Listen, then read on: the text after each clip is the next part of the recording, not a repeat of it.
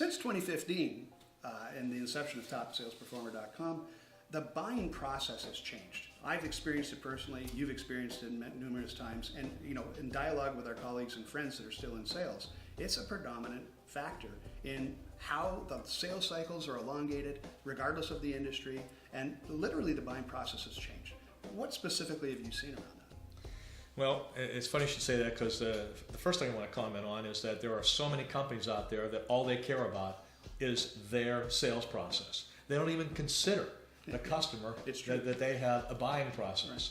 So while the customer is in one portion of the buying process, the sales organization is in another part of the sales process, and nary do the two ever meet.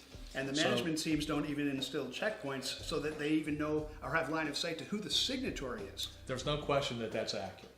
So what I'm seeing out there in the market is that the buyer has become so much more sophisticated today.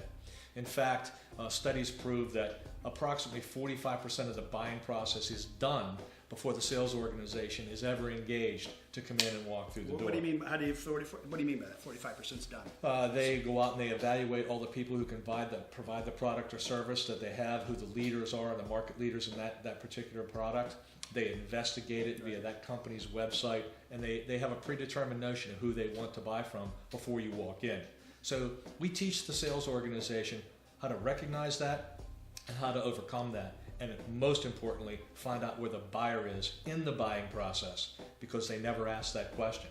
And there's a lot of things that go into that, which is part of the secret sauce for our overall sales training program. And what I love about that is that ties right back into the discussion we've had about the curriculum, not hiding behind Salesforce.com, having the frontline managers actually get it back into the field, where that type of coaching used to be routine years ago.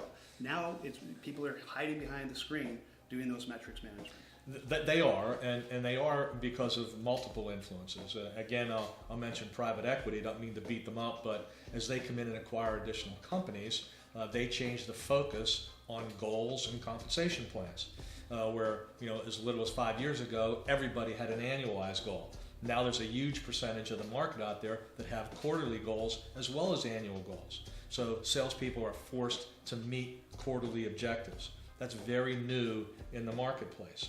As a result of having those types of goals in place, salespeople become much more administrative. Right. And they're required to do a lot more on CRM systems. It takes away from selling time, and it's done the same to sales management. Therefore, sales management doesn't have the time to go out, evaluate the performance of the salespeople in front of the actual customer to determine if they're solving problems for the customer. Are they building relationships with that particular customer? And most importantly, are they in front of people who can buy? And if they ask the question, what is their buying process? All of those things are critical. We teach them how to recognize that and how to manage it going forward. And I think that has a lot to do with the turnover that we see, where salespeople are jumping company to company within 18 to 36 months because they're focused on or harnessed by being administrative as opposed to being face-to-face in front of the customer. There's no question that's happening.